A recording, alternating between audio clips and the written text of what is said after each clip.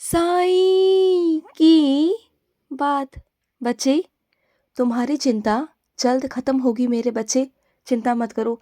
तुम जिस चिंता में घुले जा रहे हो ना, वो तुम्हारी चिंता का समापन होने वाला है बहुत जल्दी मेरे बच्चे, बहुत जल्दी उसका समाधान तुम्हारे सामने आने वाला है। तुम्हें ऐसा लगता है ना कि तुम्हारे साईं तुम्हें जवाब नहीं दे रहे, तुम्हें कुछ बता नहीं रहे, तो वो ये वजह थी मेरे बच्चे कि मैं तुम्हें प्रत्यक्ष रूप से कुछ दिखाना चाहता था, कुछ बताना चाहता था। इस वजह से मैं तुम्हें जवाब नहीं दे रहा था और तुम्हें लग रहा था कि शायद तुम्हारी बातें साईं तक नहीं पहुंच रही। ऐसा कभी नहीं होता मेरे बच्चे, कभी नहीं होता। अगर मेरा बच्चा दिल से, सच्चे मन से मुझे पुकार रहा है, मुझसे कुछ कह रहा है ना, तो वो मेरे कानों तक ज़रूर ज़रूर पहुंचता है मेरे बच्चे, ज़रूर पहुंचता है। और सुनो, अभी हाल ही में ना तुम्हारे साथ एक ऐसा कुछ होगा जिससे तुम आश्चर्यचकित हो जाओगे। जो तुम्हारे लिए हो रहा है मेरे बच्चे, तुम देखना, तुम उसे पाकर ना बहुत बहुत खुश होने वाले हो मेरे बच्चे। अब तक जो तुम्हें मिला वो सिर्फ चीज़ें थीं, लेकिन अब जो तुम्हें मिलेगा ना, वो तुम्हारे ज़िंदगी से जुड़े हुए शख्स की याद है। कुछ ऐसी प्यारी चीज़ है जो ना तुम बहुत संभाल कर रखोगे। तुम देखना, कुछ ऐसा तुम्हारे पास आने वाला है जिसे तुम पाकर ना बहुत बहुत खुश होने वाले हो, बहुत बहुत खुश होने वाले हो। और ये क्या, मैं अपने कुछ बच्चों से कहना चाहता हूँ कि ये क्या मेरे बच्चे, इतना आलस्य कैसे आ गया तुम्हारे अंदर? तुम तो अपने काम के प्रति इतने ज़्यादा चीज़ों को रखते थे, अपने काम को पहले देखते थे, लेकिन आजकल क्या हो गया है तुम्हें? माना कि कुछ चीज़ें, कुछ लोग तुम्हारी ज़िंदगी में जुड़ गए हैं, कुछ नए लोग, लेकिन इसका मतलब ये तो नहीं ना, जो तुम्हारा काम है, उस काम को ही तुम करना छोड़ दोगे। जानते हो ना, तुम्हारा और तुम्हारे परिवार का जीवन यापन उस काम की वजह से ही होता है। जो उससे वेतन आता है, उसी से तुम अपना घर चलाते हो, उसी से चीज़ें करते हो। फिर वो सब कैसे कर पाओगे? जब वो कम होता जाएगा, फिर तुम मेरे पास सीधा भाग कर आओगे, शिकायत करोगे मुझसे कि साईं आपने ऐसा क्यों किया? देखो मेरे बच्चे, मैं कुछ नहीं करता, मैं कुछ नहीं करता। मैं रास्ते दिखाता हूँ अपने बच्चों को। माना कि तुम्हारी ज़िंदगी में अच्छी चीज़ें हैं, तुम्हें खुशी मिलती है, मैं मना नहीं कर रहा, खुश रहो ना। किसने मना किया खुश रहने के लिए? लेकिन क्या है ना मेरे बच्चे, अपनी दिनचर्या को इस तरीके से बनाओ कि तुम अपना काम भी कर सको और तुम जो जीवन में तुम्हारे लोग शामिल हैं, उन्हें भी तुम वक्त दे सको। मैं तो हमेशा कहता हूँ ना कि जो लोग तुमसे प्यार करते हैं उन्हें वक्त दो, मैं हमेशा कहता हूँ। लेकिन इसका मतलब ये भी नहीं कि तुम अपने काम को छोड़ दो। काम को सर्वोपरि रखो, उसके बाद में जो समय मिले ना, उस समय को लगाओ ना तुम अपने लिए, उन लोगों के लिए, सबके लिए। अच्छे से रहो, घूमो फिरो, जो करना है करो, जो तुम्हारा मन है वहाँ जाओ, जो मन है वो खाओ, जो पहनना है वो पहनो, जो करना है करो। मैंने कब रोका तुम्हें? बोलो। मैं तुम्हारे भले के लिए बोल रहा हूँ ना, कि अगर तुम काम पर ध्यान नहीं दोगे तो फिर दिक्कत आ सकती है। समझ रहे हो ना मेरी बात को? और सुनो, थोड़े ना साफ सुथरे परिवेश में रहा करो मेरे बच्चे। माना कि तुम्हारे आसपास के लोग साफ सुथरे नहीं हैं, लेकिन तुम तो साफ सुथरे तरीके से रह सकते हो ना। तुम तो अपनी जगह को साफ कर सकते हो, खाने को अच्छे से साफ सफाई से बना सकते हो। क्योंकि क्या है ना मेरे बच्चे, अगर तुम कोशिश करोगे ना साफ सफाई से रहना, तो इससे क्या होगा, तुम रोग मुक्त रहोगे। रोग तुम्हारे आसपास भी भटकेंगे नहीं मेरे बच्चे। जो इंसान सफाई से रहता है ना, उसके आसपास रोग नहीं आते। ध्यान रखना इस बात को। और साफ सफाई से रहने का एक और कारण है कि इंसान तनाव मुक्त रहता है।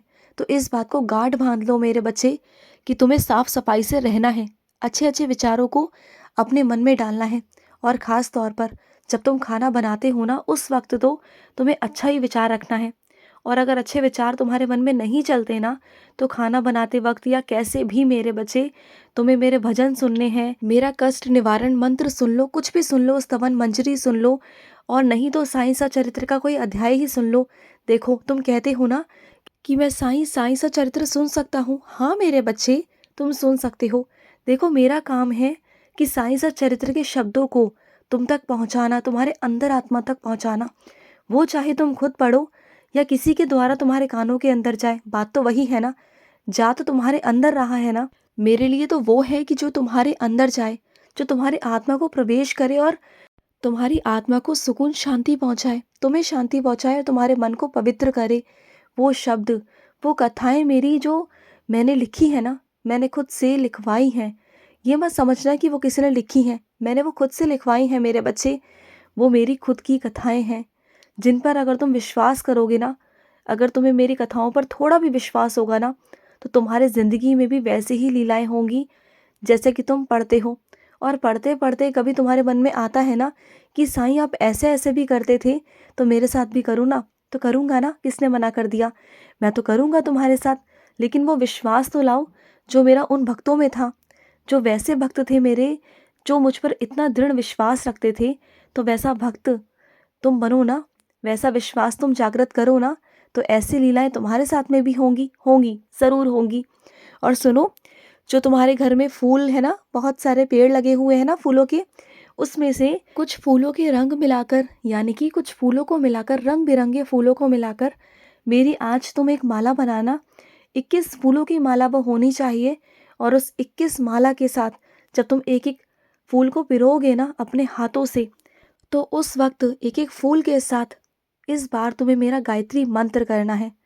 मेरा साईं गायत्री मंत्र तुम्हें करना है मेरे बच्चे। अगर याद नहीं है तो याद करो अभी, और मेरी माला तुम बनाओगे, बनाओगे ना। और ये साईं गायत्री मंत्र मैं तुमसे यूं ही नहीं करवा रहा, क्योंकि तुम अच्छे से जानते हो, अगर मैं तुम्हें कोई सेवा देता हूँ उसके पीछे कोई ना कोई कारण होते हैं। पर वो क्या है ना, मैं अपनी भक्ति के साथ साथ तुमसे वो सेवा करवाता हूँ, तुमसे वो चीज़ें करवाता हूँ जिससे कि आने वाली चीज़ें हैं ना, वो तुम पर प्रभावित ना हो, और तुम्हें भी ना आसानी हो मेरे काम को करने में। जब तुम मेरे कामों को करोगे ना बहुत प्यार से, बहुत स्नेह से, तो तुम पर आए हुए हर संकट को मैं टालता जाऊंगा। तुम्हारा मन भी लगेगा, और तुम्हें ये भी नहीं लगेगा कि मैं क्यों कर रहा हूँ। तुम्हें अच्छा लगेगा, तुम्हें आनंद आएगा। जब तुम खुद अपने हाथों से माला पहनाओगे, मुझे पहनाओगे ना, मुझे बहुत अच्छा लगेगा, बहुत बहुत अच्छा लगेगा। और सुनो, तुम इतना अच्छा खाना बनाते हो, और किसी का मन है तुम्हारे हाथ का खाना खाने का, वो बहुत बार तुमसे कह चुका है कि तुम्हारे हाथ से खाना खाना है, तो बनाकर खिला दो ना कभी ना कभी। देखो, ये मत सोचो कि कभी कोई त्योहार आएगा, कभी कुछ आएगा, किसी को कुछ खिलाने का ना कोई वक्त, कोई समय नहीं होता मेरे बच्चे। इंसान तो हर रोज़ खाता है ना, सुबह दोपहर शाम। तो जब तुम्हें ठीक लगे तो उन्हें अपने हाथ का खाना बनाकर खिलाना। वो बहुत दिनों से कह चुके हैं मेरे बच्चे, लेकिन तुम बार बार भूल जाते हो। मैं तुम्हें याद दिला रहा हूँ क्योंकि तुम बहुत व्यस्त रहते हो। और सुनो, जो मुकदमा चल रहा है ना, मुझे पता है, पर वहाँ होना जाना कुछ भी नहीं है। चाहे सामने वाला कितने भी हाथ पैर मार ले, चाहे कुछ भी कर ले, वो तुम्हारा कुछ नहीं बिगाड़ पाएगा। डर क्यों रहे हो तुम? अगर सब कुछ तुम्हें लगता है कि उनके साथ हो चुका है, तो तुम डरो मत, ऐसा कुछ नहीं होगा। वो चाहे कितने भी गवाह खट्टे कर ले, चाहे कुछ भी कर ले, फैसला तो मेरे हाथ में है ना। सबसे बड़ी अदालत तो मेरे पास है, मैं हूँ उस अदालत का मुखिया, मैं करूँगा उसका फैसला। क्यों चिंता करते हो तुम? सब कुछ मेरे हाथ में है। वो संसारिक मेरे बच्चे जगह है, और मैं ब्रह्मांड नायक हूँ। तुम डर किससे रहे हो? डरना तो उन्हें चाहिए कि वो तुम्हारे साथ गलत कर रहे हैं और मैं तुम्हारे साथ हूँ। कहीं ना कहीं वो जानते हैं कि तुम पर किसी न किसी का आशीर्वाद ज़रूर है, क्योंकि वो हर बार कुछ ना कुछ करते हैं, और हर बार तुम बच जाते हो। हर बार तुम्हें मैं बचाता हूँ, ये कहीं ना कहीं जानते हैं वो। लेकिन फिर भी वो गलतियाँ कुछ ना कुछ कर रहे हैं। अब बारी मेरी है, अब मैं जवाब दूंगा। तुम्हें कुछ नहीं करना, तुम आराम से बैठो, और ना ज़्यादा कुछ भाग दौड़ करने की ज़रूरत नहीं। इधर उधर मत भागो, मैं हूँ, मैं संभाल लूँगा, ठीक है? जो भी होगा अच्छा सा होगा, तुम्हारे पक्ष में होगा। इतना निश्चिंत रहना, क्योंकि मैं हूँ तुम्हारे साथ, तुम्हारा बाबा है तुम्हारे साथ। और अगर कभी घबराहट हो, कभी लगे कि हाँ तबीयत ठीक नहीं है, तो तुरंत में उदी जल लो। उदी जल लोगे तो मन शांत रहेगा, और उदी जल लेने के बाद ना 5-10 मिनट आराम करा करो, ठीक है? इससे तुम्हारी घबराहट खत्म हो जाएगी, और जो तुम्हारे पसीने छूटते हैं ना, ये भी नहीं होंगे। तुम आराम करो, मैं आऊँगा तुम्हारे पास, तुम्हारे सर पर हाथ रखने आऊँगा। खुश रहो। आज का साई संदेश समाप्त हुआ।